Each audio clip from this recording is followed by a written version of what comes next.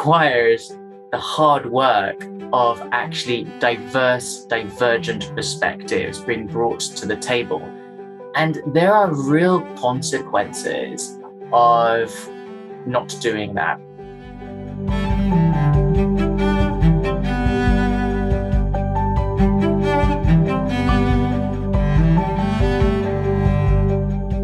Hi, everyone. This is Tim Clark. Welcome to Culture by Design. I have with me today Nelson Derry, coming to us from London, who's going to be our esteemed guest. And Nelson, first of all, welcome to the podcast. Very grateful to have you here on this episode. Oh, Tim, thank you so much for having me. I'm a huge fan of your work. So really looking forward to getting into this conversation. Let me give a little bio of Nelson. He currently serves as the global head of culture, diversity, equity, and inclusion at Aesop. He is responsible for driving a company-wide strategy around Aesop's people commitments, including diversity, equity, and inclusion, culture transformation, engagement, and well-being. Prior to joining Aesop, Nelson led the global organizational culture practice at North Highland, serving as a trusted advisor to senior leaders and supporting them with their people transformation agendas, including culture and behavior change, communications and engagement, leadership development, and diversity and inclusion. Previous to that, he spent a decade, I didn't know this, Nelson, a decade at Goldman Sachs in a variety of leadership roles, including head of strategy and change within the European asset management business, as well as leading several operations teams. Were you in London at that time? Yeah, based in London. Tim, I call my time at Goldman Sachs my MBA. Yeah. That was my graduation into the big wide world. What an amazing background. Nelson is an award-winning executive. He's been recognized by the Financial Times and EM Power as one of the top 30 UK and US future leaders for contributions to workplace inclusion. And I have had the privilege of working with Nelson in that area, which has been a great learning experience for me. And I hope a great collaboration, Nelson. I hope so. Oh, absolutely. Absolutely, Tim. Very rich experience. Nelson is the author of Rise of the 2020 Leader, Entering a New Era of Trust, Purpose, and Inclusion. His thought leadership and articles have been featured on publications including Manage HR Magazine. He is also a regular speaker and storyteller at company events and industry conferences on the topics of high-performing teams, organizational culture, leadership and diversity and inclusion. And most recently, he was invited to deliver the keynote address at the Diversity and Inclusion Workplace Summit hosted by Business Forums International. So, Nelson, that's quite an incredible background, pretty amazing. But you know what's the most fascinating to me, and I'm excited to learn more because you and I have talked just briefly about this, but your backstory, your origin story is, you've touched on it a little bit before in conversation, but with you, I want to go all the way back. The way back. Tell us where you came from. Tell us about your life story. Yeah. Let's start with that. Absolutely. Thank you. And thanks again, Tim, for having me. It's such an honor. So, yeah, look, my life started in Nairobi, Kenya, in Africa. I was born and raised there by an incredibly inspiring woman, a resilient woman, and she happened to be my mum. And she raised my younger brother and I on her own. And let's just say, Tim, one of the most humble parts of Nairobi. We were literally staying in a room which is not much bigger than the room that I'm in. And I'm vividly going back right now, where we had our bathroom in the corner, bed in the other corner, and some facilities on the left with the kitchen tops and so forth. And so it was a pretty small, tight joint with three of us. Wow. But one of the things that I'd just say is what we, I guess, lacked in some of those material things was significantly overcome by the lessons and the values that that we both got from our mum.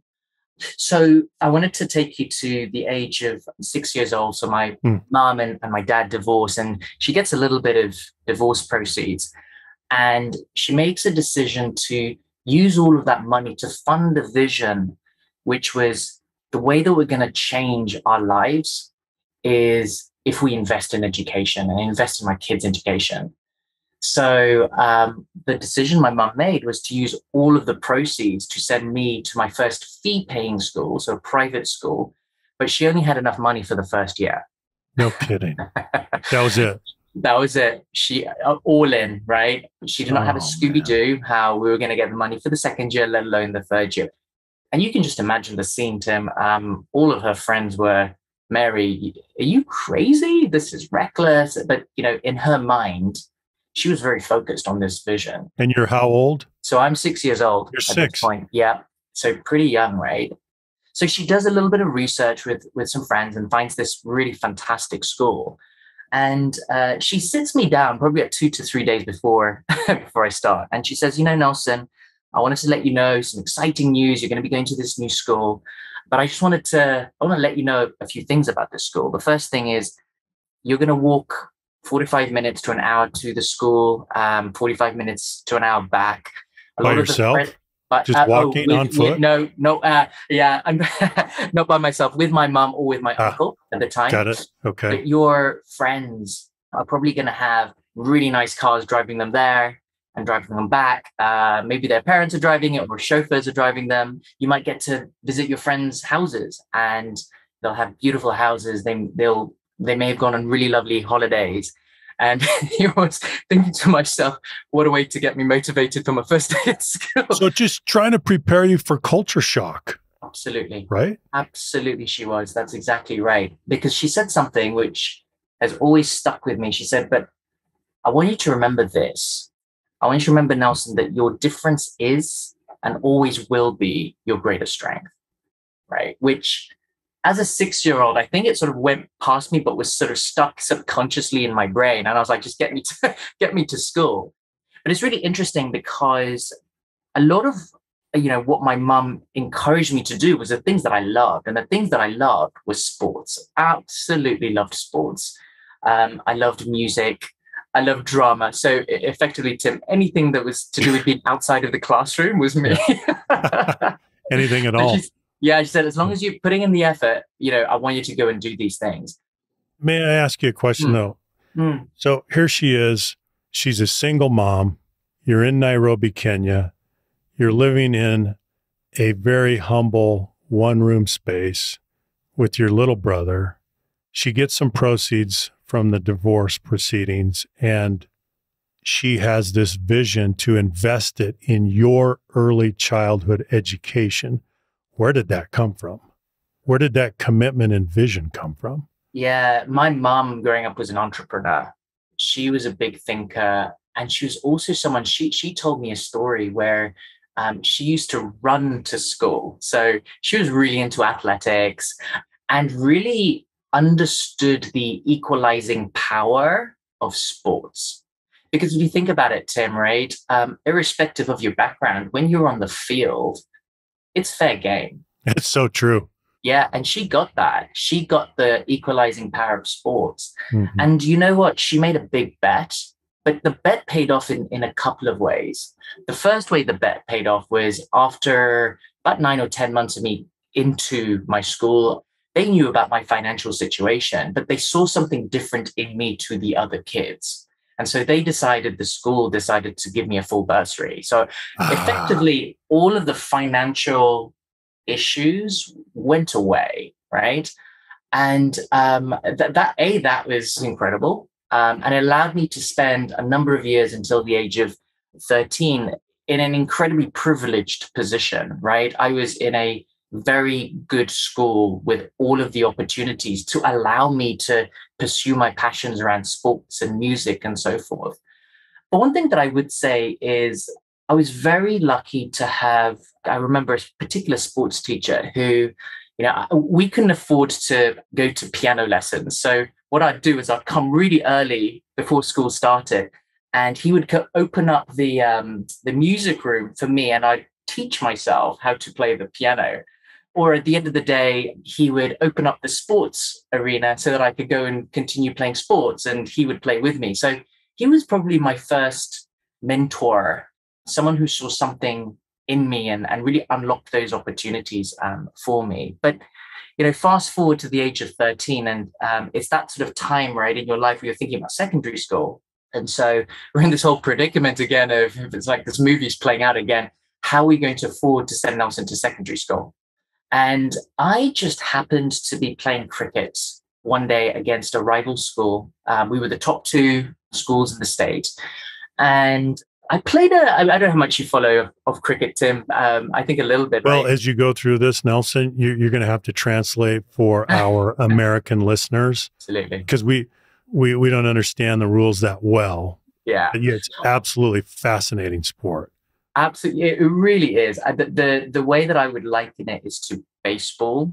Very, very similar in that you have a bowler, you have a batter, and you've got fields people. And the purpose of this game is to score the most runs. Yep. Yep. And so, look, I was playing this game and I had a good day at the office, but I wouldn't say it was extraordinary. I took 3 wickets, which was okay. There's 11 players. So I got three of their team out. And I scored something like 20 to 25 runs. I was definitely not the best player, but I was one of the better players that day. Anyway, after the game, this parent comes over to me. And you're how old, Nelson? I was 13. 13. I was 13 at the time, yeah. And so this parent comes over to me, this gentleman, and he happens to be the dad of one of the boys that I was playing against. He comes over to me and says, introduces himself and says, my name's Dickie. I'm his father. And I thought you played a really good game. And we had a little bit of a chat. Nothing unusual. That is the kind of thing that would happen after most games after school. And so I didn't really think much of it. But the next day, the coach that I was talking to you about, he calls me into his office, and I'm thinking, oh gosh, Tim, what on earth have I done? What have I said? Or what trouble have I got myself into? But he says, so Nelson, that guy that you were speaking to yesterday, and he reminded me of who he was. I was like, oh yeah, him, yeah, his parent, his dad. And he's like, yeah, well, he just also happens to be one of the wealthiest people in Kenya. And we were talking yesterday a little bit about you, and he has made the decision that he wants to invest in you and pay for you to continue your studies in the UK. Incredible. So let me just set the scene. This was a complete stranger, right? I did not know him. He did not know me. He did not know my school or my coach, but his gift completely changed the trajectory of my life. Completely changed the trajectory of my life. And that's what brought me over to the UK. And, I reflect back on those 13 years and, it wasn't easy, right? Because when I think about the other students, I was definitely one of the poorer, if not the poorest student in school. I was the only Black mixed race individual. And, I had many of those kind of challenges. But one of the things that I would say is that I had people who really leaned in. And, in my mind, we would probably call them inclusive leaders, right? Who really understood the power of difference and understood the power of strengths and what you can bring to the table and potential, and just completely changed my life. Completely changed my life. And I don't think I'd be sitting here with you if it wasn't for my mum, for my coach, and for my investor. So that's a little bit about me. It's so interesting, Nelson, because it does show us you're a living witness that one interaction can change a life. Yeah. And I think that that's a lesson that we all need to ponder, that we all need to reflect on, because as we go through the course of a given day, a single day, we have interactions, and often they're brief, and they may be planned, they may be unplanned, they may be chance interactions, but we have interactions. And that's kind of what we do, is we go from interaction to interaction in the course of a day. And we tend not to think much of it. Oh, okay. I'm talking with so-and-so, or I'm in a meeting, or we're doing this or that. And it's normal. It's just the course of a normal day. No big deal. And yet it can be. And we often don't understand the impact. Mm. Right now, for you, you had some profoundly important single interactions that changed the trajectory of your life. But I think it's safe to assume that very important life-changing interactions happen every day in the workplace with people. Absolutely. Right? Absolutely. And you know, Tim, something that I really learned from my mum and from my role models growing up was this value of showing up, this value of courage, and also this value of humility. And I would say that my life has absolutely been full of mini interactions, but the way I try to show up has been quite consistent. I don't always get it right. Let's talk about that. What do you mean by that? Let's break that down a little bit more. What have you learned about how to do that in a meaningful way versus perhaps going through the motions? Like, what has that come to mean to you? Yeah. For me, it has come to mean that I check myself and I try my very best to bring the full present Nelson to anyone that I'm speaking to, irrespective of who you are, irrespective of your level, irrespective of your superiority or perceived superiority. Because at the end of the day, we're all human beings. And I've learned that because I know where I came from, right? And so I think it's ingrained in me, but I'm also very conscious of it because it's easy to forget when great things start to happen in your life and great things start to happen in your career, to forget the essence of who you are. And I think a big aspect of that is who you surround yourself with. If you surround with people with shared values that keep you grounded, you become conditioned by the environment and the 5 to 8 people that you spend the most time with.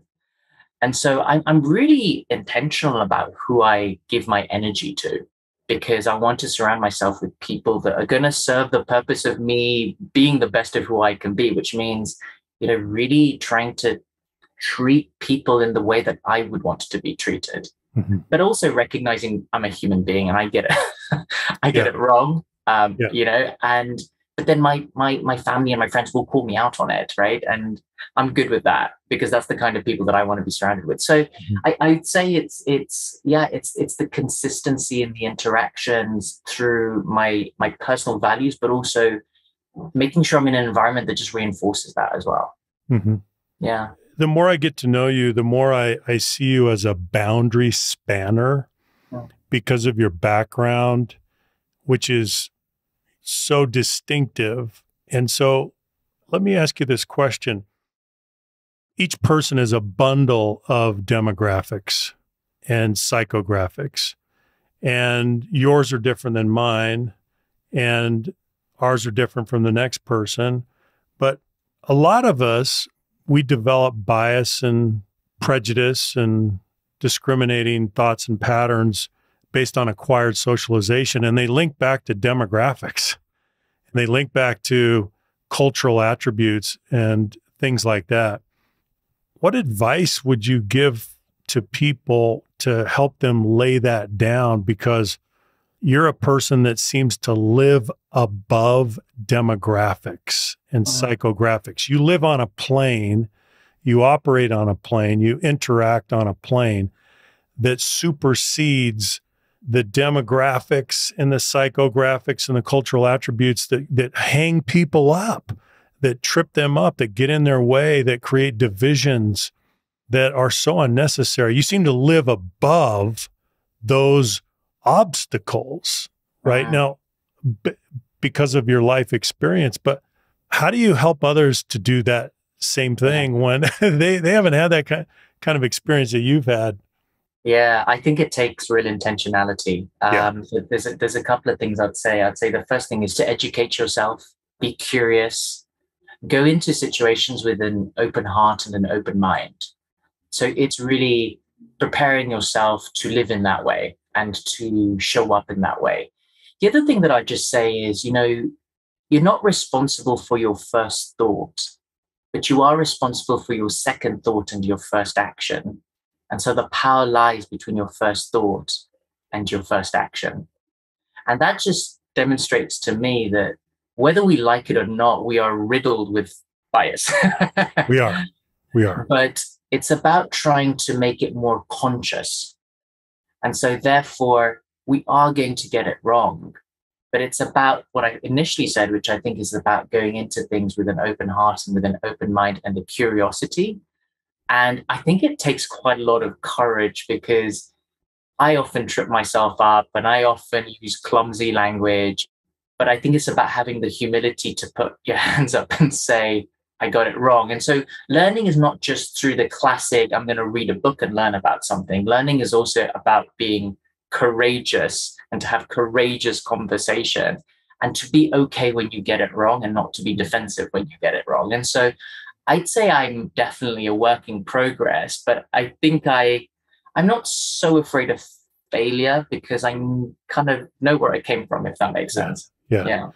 I want to summarize that for listeners. So listeners, you've got to pay attention to what you just heard from Nelson, because what he's saying is we're all dripping with bias, but real, true learning, perhaps the most important kind of learning, as he said, it doesn't come from a book. It's taking what's unconscious and making it conscious. So finding the unconscious bias, making it conscious, and engaging in that self-examination. That is perhaps the most important learning that you can do, but you can't do that passively. It has to be intentional. It has to be deliberate. It has to be based on rigorous self-reflection. And Nelson, I can't thank you enough for just emphasizing that, because that is the journey that we have to take. There's no other way to do it. It doesn't happen passively, does it? Absolutely not. It absolutely does not. And just a little bit of comparison in kind of what you just said. And what I tend to see happening is, I don't think diversity and inclusion and really being conscious about bias is something that you can just dip in and dip out of. It's not something that you can prioritize and reprioritize. It's just something that just has to become a way of being, but it requires, for me, courage and what you just described, which is intentionality. And if you'll indulge me just for a second, I was having this conversation the other day about, who are the leaders that inspire us the most? And one of the people that has really inspired me, and I really think stands head and shoulders above a lot of the world leaders around there, is Jacinda Ardern, the New Zealand Prime Minister. It's really interesting because I think she's something like 42, 43 years old. And what she's accomplished like in a very short period of time is really, really incredible. There was the tragic aftermath of the terrorist attacks that happened. There was the volcano eruption that came through, the COVID-19 pandemic, all within as soon as she arrived into the seat. But it's interesting what she does when you talk about intentionality is she appoints the most diverse cabinet in New Zealand's history, right? You have great representation from Indigenous Maoris. You have got women in the team. You've got representatives from the LGBTQ community. And I mention this because she intentionally does that in the middle of all of this tragedy and challenge, right? And I find it ironic because what usually happens is when things are hard, you play it safe. You play it safe, right? You play it safe and it gets deprioritized. But actually, when things are hard, that is exactly the time when you need to be intentional, when you need to think about these really, really important topics. So I completely agree with everything that you said. I just wanted to bring a different kind of angle to that as well. I want to bring in another line of thinking on this too, though, Nelson. I had a conversation just the other day with a Fortune 500 CEO, and he said, Tim, my biggest need across my management population is critical thinking. It's critical thinking. He said, this is in short supply. And so it makes me connect to what you're saying, Nelson, because critical thinking, at some point, critical thinking is about synthesis. It's about integration. It's about making connections. It's about creating variance. It's about divergent thinking. You got to bring that in first, that's the first requirement, is you got to bring it in. As I like to say, the homogenization of thought is the enemy. We don't need an echo chamber. That's not going to help us. And so I love what you're saying, because she brought in this diversity into her cabinet to help create the lateral thinking, the variance. Now, then the question becomes, and it is true, though, that she's creating a potential challenge for herself, because the question is, can we harness the differences, right? Because you bring in the differences and you may find that you can't harness the differences, and that you balkanize, you tribalize, you descend into difference, and it becomes irreconcilable. And then you can't accomplish anything. And so you're at a stalemate, right? It's loggerheads. And we don't want that. What are we trying to do? We're trying to solve problems. We're trying to create solutions. We're trying to create a deeply inclusive environment where everyone feels and knows that they do belong. So, Nelson, let's talk about, okay, you bring in the difference, which is compositional. So you got the differences represented. Okay, now we have the task of harnessing the differences. Let's talk about that. Yeah, absolutely. Do you know what, Tim? Who wants the hassle of divergent perspectives? Because it feels really hard, right? Yeah. It feels like there's a lot of friction taking place. Who doesn't want to be surrounded by like-minded people where we have similar perspectives? We do a lot of nodding. It just feels good, right? Yeah. It seems easier. Totally. But guess what? Easy doesn't equate to performance. No, it doesn't. Right. You're dead on. Easy doesn't equate to performance. Performance requires the hard work of actually diverse, divergent perspectives being brought to the table. And there are real consequences of not doing that. And I'd love to share a story. I don't know if you've read Rebel Ideas from Matthew Said, Tim. I have not. No. Well, for any of your listeners that are interested in the power of diverse and divergent teams and perspectives, this is the book for you. But he tells a story. It's the era of the late 1950s, early 1960s, the golden era of travel, Tim, where you've got Concorde and Pan Am. And there's a gentleman called David Bloom. And David Bloom is this ambitious product development director working for a luggage company. And he's on a business trip, and he takes a breather and he looks around. I think it's at the airport. And what he notices is he sees all of these passengers struggling and pulling these suitcases from point A to point B. So you're in the middle of this golden era of luxury, but you've got these people absolutely struggling. And he looks around him and he has this sort of eureka moment, and he goes, why wouldn't we put wheels on the bottom of these suitcases so that people can glide luxuriously with with their luggage, right? Yeah. So he is so excited. He's so psyched. He's like, this is the one. This is the game changer. So he immediately gets some time with the board of directors of the company, and he presents this incredible idea that's going to be transformational. And the response he gets is quite lukewarm at best, because they're thinking, why on earth would anyone want something as ghastly as wheels on the bottom of these suitcases?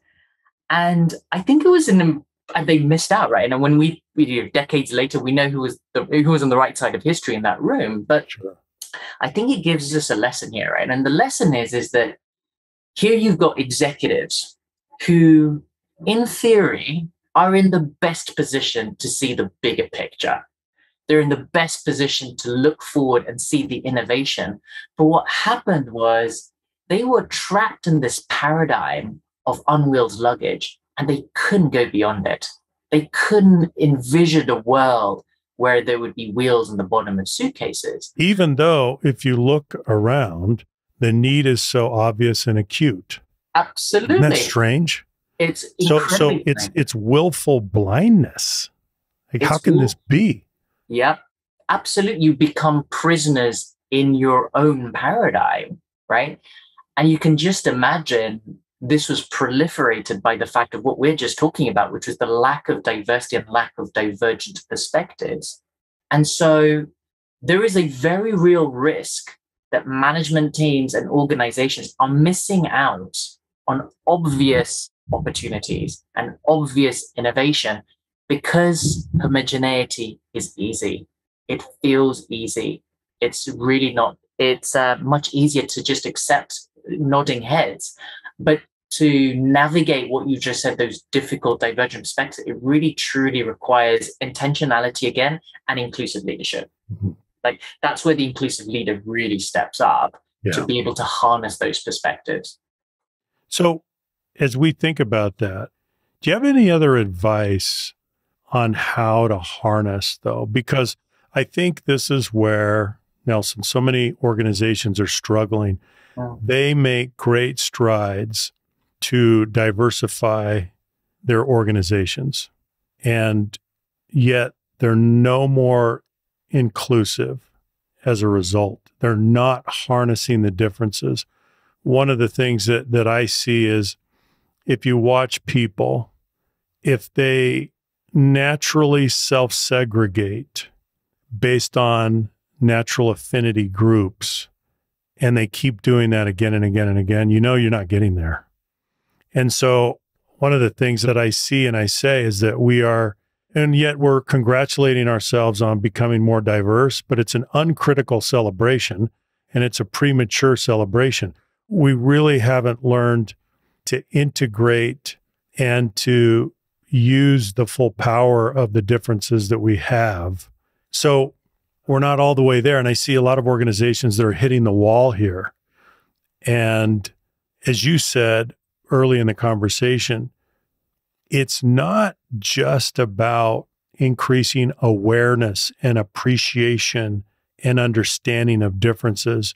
You have to have an open mind and an open heart. And then we start to see the power. But until then, we don't get there. And I see so many organizations that are on a compliance track, and they go to great effort to increase the awareness and the understanding of differences. But then they reach this point of diminishing returns and they're not making any more progress. They're stuck. Have you seen this? I have. And this is such a fascinating topic. The first thing that I'd just say is, I think what the Black Lives Matter movement has shown us, what COVID has shown us, is there's a new vocabulary for leadership. And that new vocabulary is situational humility, it's empathy, it's vulnerability, it's courage. Those are the leaders that are standing shoulders above others. And those are the leaders that are showing true inclusive leadership. But one of the things that I'd just say is, what organizations need to do is recognize that they're trying to make behavior change, right? Mm-hmm. They're trying to make cultural change.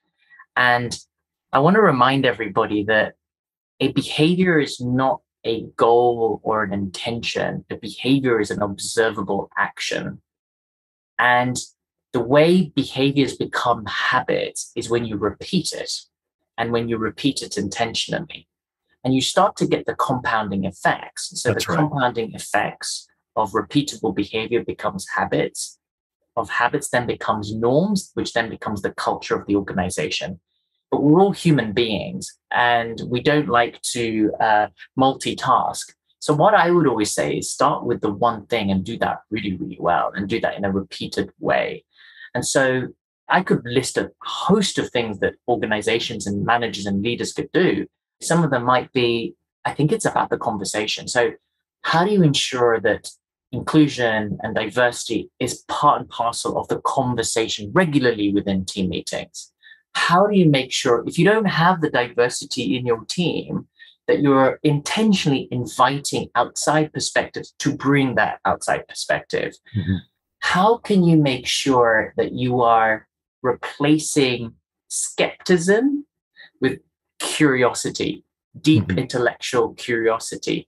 And last and not just, how can you make sure that you're respecting the different thinking styles within your teams? Because you'll have some people, I know we had this conversation the other day, Tim, you'll have some people who are more introverted thinking, have more introverted thinking styles and more extroverted thinking styles. But what tends to happen is you default to brainstorming, and then 80% of the ideas are coming from 20% of the people in the room. Yeah. Right. Those who like to process publicly and verbally. 100%. Yeah. And so therefore, can you not be intentional about balancing right storming and brainstorming to make sure you're getting all perspectives heard? And I think that's what it's about. You know, at the end of the day, I think what people want to feel is they want to feel seen. They want to feel heard. They want to feel recognized for the contributions that they're making, and they want to be celebrated for the unique people that they are. Right? That is really what we're talking about. Every person wants that. Every single person wants that. And we've all been in situations where we felt excluded. We know what it means to be excluded. Every single individual knows what it feels to be excluded. Some have experienced that more than others, but we all have that feeling. Let's talk about that for just a minute. If you wouldn't mind, Nelson, given your background and the diversity that you represent, can you just say a word about experiences where you felt motivated or you felt compelled to hide your difference or your differences? Because I think you've had experiences like that. I have. Can you say a little bit about that? Yeah, absolutely. Growing up, I was often one of the only person of color in the room. And that really translated from my primary school through to my secondary school and into the world of work. And you know, Tim, I became a master of blending in. I became the absolute master of blending in. My accent became less Kenyan, a little bit more polished. And I started to involve myself in hobbies and activities, which deep in my heart weren't the things that I wanted to be spending my time doing, right? And I was blending into society because I thought it's compliance. I was compliant to a certain extent because it's expensive to be yourself. 100%, 100%. And, you know, in the world of work, very early on in my career, I remember what I would do, Tim, is anytime there was a team meeting or a project meeting, I would go to that meeting really early and try and find the spot around the table where I could blend in, where I wasn't necessarily at the center of the conversation, at the heart, visibly, of the conversation. And that's because... You would be that deliberate about it? Yeah, I did. Absolutely, I was. I didn't want to blend it. I didn't want to appear as threatening or anything like that. And that became normalized for me, right? And I thought that that's what I needed to do to get on here. Well, anyway, you know, a good few weeks in, I was then started to be invited to a different meeting, and the person that was chairing that meeting was what I can only describe as a tall, gregarious, authentic Black Caribbean man who happened to be the managing director within the organization. And I think it was on meeting 2 or 3 where I think he must have noticed this, because he said, he hollered at me in his Caribbean accent. He said, "Nelson, I've saved this seat for you next to me." Right here, right here. And so, yeah, absolutely. So I got up, walked gingerly towards him, and every meeting, he saved that seat next to me. And what happened, Tim, is I recognized that I was contributing more to the discussion. I recognized that my voice started to matter more. And it was through that gesture of inviting me to the table, frankly. Inviting me to the table. And I'd observe this chap, this MD, and he was, what you saw was what you got. right? He wasn't blending into some kind of corporate image of what he thought he needed to be. He was being his true, full, authentic self. And I can't imagine it was easy for him to do that. And he was giving you permission Absolutely. and inviting you and clearing the path for you, right? Absolutely, he was. He was giving me, you've said it perfectly, which he was consciously and subliminally at the same time giving me permission to contribute in the way that I could best contribute and who I was. You know, that year I was the highest performing analyst within the entire division. And that was a real transformation because of the way I was able to show up, because I felt seen, I felt heard, recognized for my contributions. And it's an incredible feeling. But those are valuable lessons for me there. It sounds like a crucial turning point in life, not just professional life, but in life. Absolutely. And so then the attempts to blend in are gone. Yeah. Is that what happened? Was it that big of a juncture of a turning point in your life? It was a huge juncture in my, I would say that was the moment where I knew I was different, but I embraced that difference. And I did it in an unforgiving way, and that I was always going to be respectful and humble, but I was always going to try to be me. And I'm a human, I slip up sometimes, but I'd say consistently I've tried to not compromise that, because I see the power of it, but I also recognize the challenges in trying to achieve that and do that. And hence I do the work that I do, right? You know, the work, I feel very privileged to be in a position. It's hard work, but I also feel very privileged to be in a position where I can try and make the difference for others so that they can be more of themselves at work. And, you know, when you think about the amount of time that you spend at work, it's exhausting hiding who you are. It is absolutely exhausting hiding who you are. Yeah. Nelson, one thing that you've taught me in the time that I've known you, and I think it summarizes much of what we talked about today, and that is that you exude, you demonstrate a great affection for humanity. And because of that, it's impossible to dislike you. And I mean that sincerely. You teach people through your modeling behavior how to interact.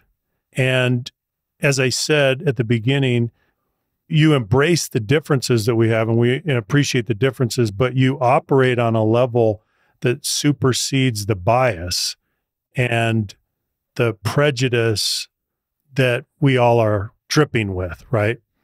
And I just appreciate that about you, because that's what you've taught me is. And then second to that is, with that affection comes this very determined, persistent intentionality. You've got to be present. You've got to be thinking about what you're doing in the moment, the way you're interacting, and then it's got to be, you got to do it again, and you got to do it again, and you got to be consistent, right? And in the course of doing that, you're going to take some shots, and people are going to misbehave along the way, and they're going to be offensive, and they're going to say and do the wrong things, but you're also going to extend grace. You're going to be forgiving. See, I think that you have come to mastery in some of these areas that we all need to learn. And yes, we do things at an institutional level to try to shift and transform our cultures. But ultimately, much of what you've shared with us today demonstrates, I think, Nelson, that it's a process of self-discovery. You have to learn many of these things based on your own journey, don't you? You absolutely do. And I have definitely been, on multiple occasions, been through a journey of self-discovery, because you learn new things about yourself. I see our lives as chapters, and every chapter brings a new thing to learn and discover about yourself. And, you know, once I recognized that, I realized that, you know, something that my mom says is that whether it's a good thing or a bad thing, this too shall pass. And I think that's really profound, because it just reminds you to go again. It reminds you to go again because, yeah, I've had a lot of no's in my life. I've had a lot of no's in my life, but the yeses happen to have been very big yeses. But before we hit the yes, there was lots of no's. And so I think reminding myself that this too shall pass reminds me to, not give up, but also not to settle as well, right? It's easy to get comfortable and get surprised. And so I agree with you. It's a continuous journey of self-discovery, but you have to do it wherever you get to in life with an open heart and an open mind, and be okay that you're not always right, and learn from it. But thank you so much for what you said. I really, really appreciate it. Well, I'm so appreciative of you spending some time and doing this episode. I think the other way that I would summarize it is that we talk about resilience and how important resilience is in life overall, but there's a category of resilience that you're really communicating here. I don't know what we would call it, maybe interpersonal resilience. But what I've noticed is that in spite of the adversity and the challenges that you've had, you overcome those, you taste the bitter, but you're not bitter. The thing that I see in you is you don't have resentment or bitterness, even though that would be justifiable. You don't carry that with you, Nelson. And that is an incredible thing because that allows you to be a cultural ambassador in such a much more powerful way. You're not bringing baggage and resentment and bitterness with you. So I'm just telling you that comes through so clearly and so powerfully. And thank you for that. Thank you. And I hope that all of the listeners can see that, because that is a lesson. That's where we have to go. We have to taste the bitter without becoming bitter. We have to go forward with kind of interpersonal resilience that allows us, as you've said, to harness the differences in an amazing way. So I really appreciate this time that we've had together, and incredible insights, just incredible. Thank you, Tim. And I appreciate you and everything that you're doing. It's hard work that we've got in front of us. And I look up to the work that you're doing, and thank you. And thank you for having me here today. It's our pleasure. Thank you.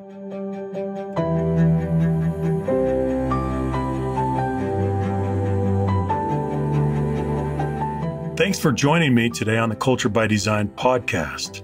Be sure to subscribe and listen to new episodes every week. And if you'd like to see more of the work we're doing, go to leaderfactor.com.